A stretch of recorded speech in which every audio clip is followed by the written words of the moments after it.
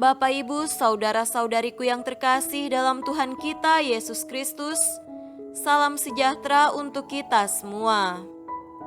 Berkat Allah yang Maha Kuasa senantiasa menyertai kita. Hari Senin tanggal 21 Juni tahun 2021 adalah peringatan wajib Santo Aloysius Gonzaga, biarawan. Aloysius Gonzaga yang biasanya dipanggil Luigi, lahir di Castiglione delle Stifford, Mantua, Italia Utara, pada tanggal 9 Maret tahun 1568.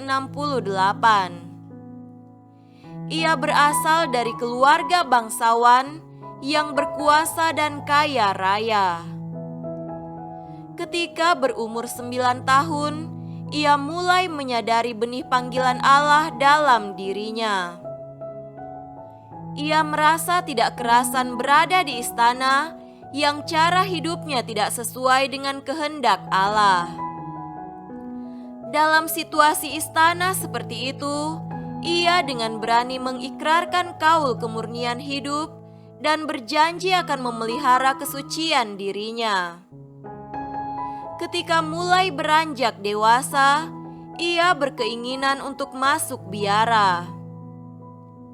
Keluarganya kurang setuju dan mengirimkannya ke istana Raja Spanyol.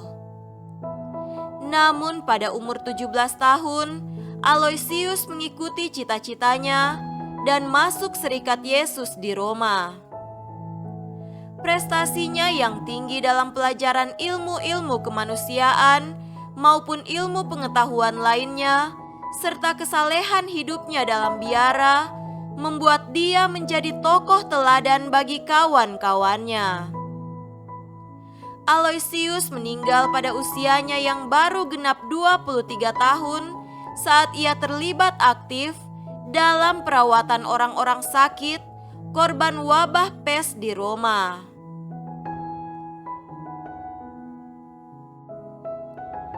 Marilah kita mendengarkan dan merenungkan bacaan-bacaan kitab suci.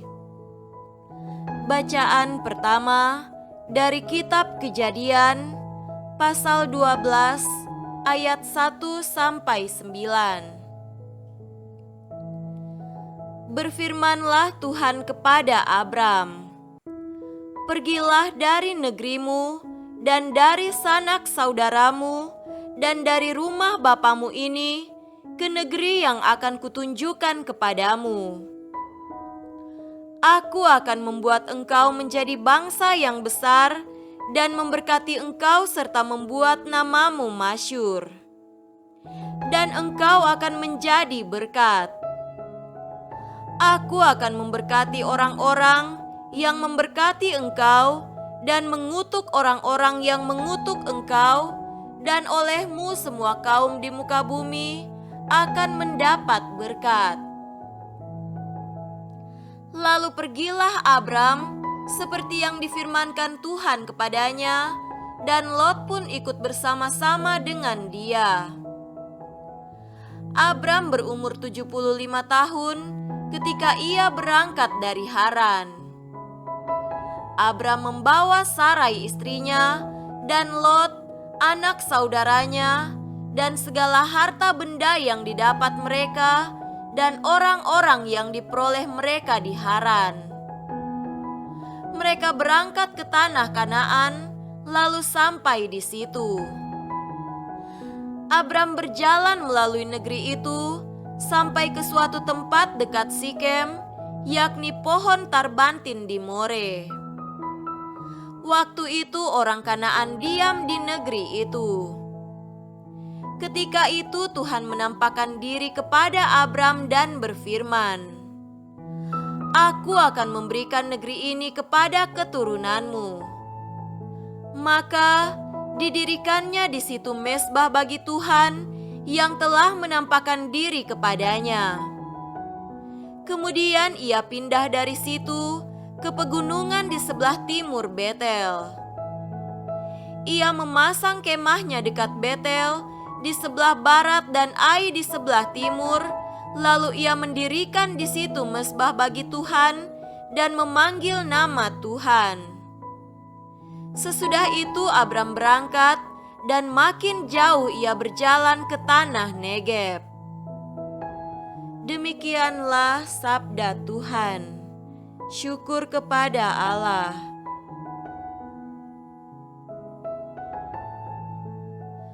Tuhan beserta kita sekarang dan selama-lamanya.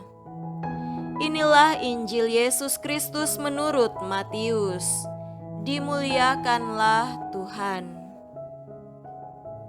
Injil Matius pasal 7 ayat 1 sampai 5. Jangan kamu menghakimi supaya kamu tidak dihakimi. Karena dengan penghakiman yang kamu pakai untuk menghakimi, kamu akan dihakimi, dan ukuran yang kamu pakai untuk mengukur akan diukurkan kepadamu.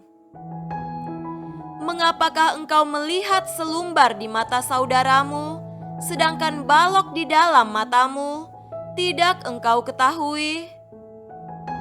Bagaimanakah engkau dapat berkata kepada saudaramu, biarlah aku mengeluarkan selumbar itu dari matamu, padahal ada balok di dalam matamu? Hai orang munafik, keluarkanlah dahulu balok dari matamu, maka engkau akan melihat dengan jelas untuk mengeluarkan selumbar itu dari mata saudaramu. Demikianlah Injil Tuhan. Terpujilah Kristus.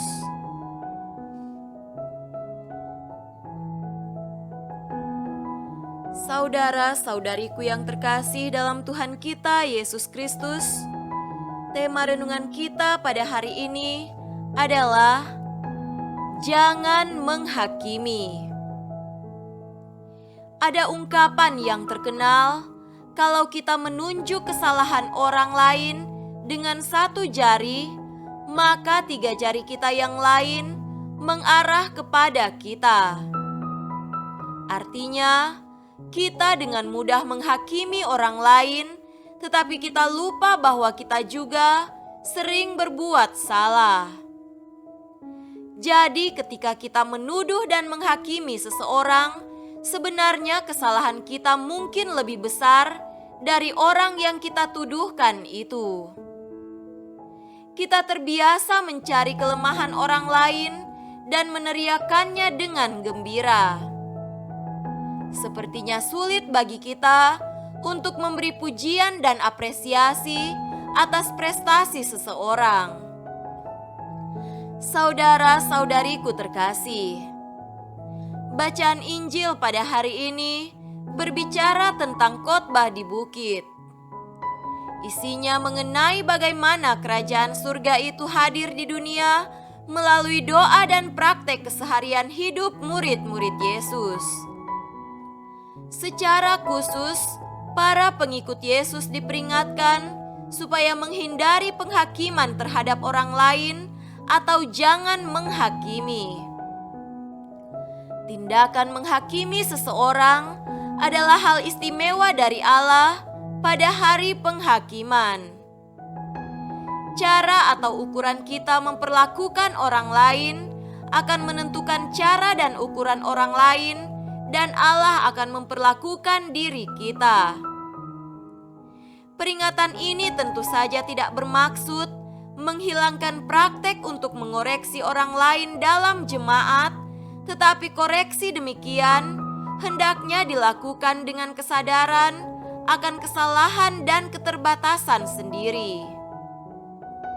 Ini juga tidak meniadakan sikap bijaksana dalam memperlakukan orang lain yang bermusuhan atau bahkan orang-orang Kristen yang murtad atau tidak bertobat. Jangan menghakimi. Seringkali yang terjadi adalah kesalahan kecil orang lain kita besar-besarkan, tetapi kesalahan diri sendiri berusaha untuk kita tutup-tutupi. Kesalahan orang lain kita ingat terus dan suatu hari akan menjadi senjata ampuh untuk menyerangnya. Yesus tidak menghendaki hal itu. Lihatlah diri kita dan sadarlah bahwa kita memakai kacamata yang kotor. Untuk itu kita harus membersihkan terlebih dahulu kacamata itu, lalu pakailah untuk melihat orang lain, maka kita tidak akan menjadi penuding orang lain. Semoga demikian. Amin.